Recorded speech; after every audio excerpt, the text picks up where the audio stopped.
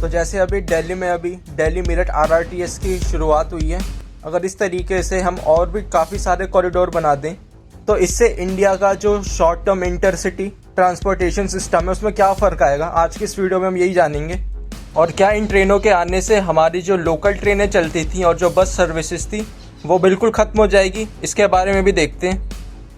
Hello guys, welcome back to this channel. क्या आप रोज़ बस या ट्रेनों में घंटों सफ़र करके थक चुके हो? भीड़, ट्रैफिक और देरी, ये सब हमारी रोज़मर्रा की ज़िंदगी का हिस्सा बन चुका है।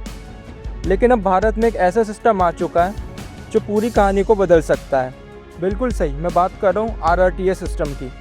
और आज हम इसे समझेंगे दिल्ली मेरठ के रियल उदाहरण और आने वाले भविष्य के कॉरिडोर के साथ। अगर आज आप बस से सफ़र करते हैं तो सबसे बड़ी समस्या है ट्रैफिक। दिल्ली से मेरठ जाने में 2-3 घंटे लगना आम बात है, और जाम हो जाए तो ये समय और ज़्यादा बढ़ जाता है। ट्रेन एक बेहतर विकल्प लगती है, लेकिन वहाँ भी भीड़ और सीमित स्पीड की समस्या है। पीक आवर्स में ट्रेन में चढ़ना भी बहुत मुश्किल हो जाता है और सफ़र आरामदायक भी नहीं रहता। यानी हमारे पास विकल्प है, लेकिन कोई भी परफेक्ट नहीं है। अब देखते हैं दिल्ली मेरठ RRTS नमो भारत, जिसने इस सिस्टम को बदलना शुरू कर दिया है। जहाँ पहले यही सफ़र 2-3 घंटे लेता था, अब वहीं दूरी लगभग 1 घंटे से कम हो चुकी है। ट्रेन की स्पीड 107 किलोमीटर प्रति घंटा तक जा सकती है और पूरा सिस्टम टाइम पर चलता है। स्टेशन मॉडर्न है, कोच एयर कंडीशनड है और सफ़र पूरी तरह स्मूथ है। यानी पहली बार भारत में इंटरसिटी यात्रा इतनी तेज़ और आरामदायक बनी है, जिससे सफ़र में होने वाली थकान में भी गिरावट आई है। अगर आप मेरठ से दिल्ली रोज़ जाते हैं तो पहले आपका आधा दिन सफ़र में निकल जाता था। बस में ट्रैफिक, ट्रेन में भीड़ दोनों ही थका देते थे। लेकिन RRTS के साथ वही सफ़र अब तेज़, भरोसेमंद और आरामदायक हो गया है। आप समय पर निकलते हैं, समय पर पहुंचते हैं और बिना थके अपने दिन की शुरुआत कर सकते हैं। यानी सफ़र अब बोझ नहीं बल्कि सुविधा बन गया है। ये तो बस एक शुरुआत है।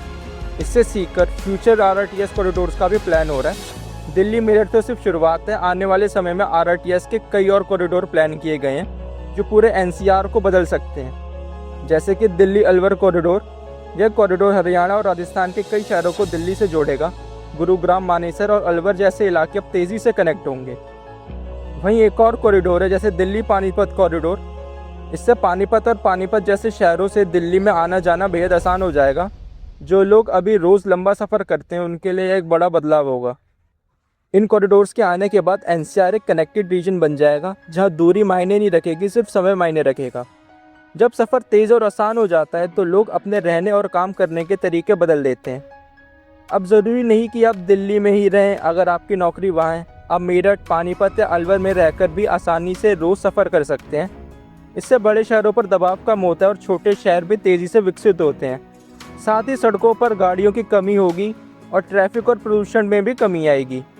अच्छा, आपके दिमाग में भी आता होगा कि क्या इससे बस और ट्रेनें ख़त्म हो जाएंगी? ऐसा नहीं होगा, बिल्कुल भी नहीं। बस और लोकल ट्रेनें अभी भी बहुत ज़रूरी हैं, खासकर छोटे रूट्स और सस्ती यात्रा के लिए। RRTS का काम उन्हें रिप्लेस करना नहीं है, बल्कि उन्हें सपोर्ट करना है, एक तेज़ लंबी दूरी का विकल्प देकर। दिल्ली के सराय काले खां को बनाई एक मल्टी मॉडल ट्रांसपोर्ट हब की तरह है, जहाँ पर RRTS की काफ़ी ज़्यादा कनेक्टिविटी है।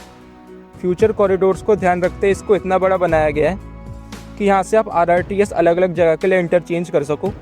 दिल्ली मेरठ RRTS ने दिखा दिया है कि भारत का पब्लिक ट्रांसपोर्ट कितना आगे जा सकता है, और अब दिल्ली अलवर और दिल्ली पानीपत जैसे कॉरिडोर बनेंगे तो यह बदलाव और भी बड़ा होगा। भविष्य में हम दूरी नहीं, सिर्फ मिनट्स देखेंगे। आप क्या सोचते हैं, क्या RRTS आपके शहर में आना चाहिए? कमेंट में ज़रूर बताएं। अगर वीडियो पसंद आया तो इसको लाइक, शेयर और चैनल को सब्सक्राइब करना मत भूलना। Thanks for watching.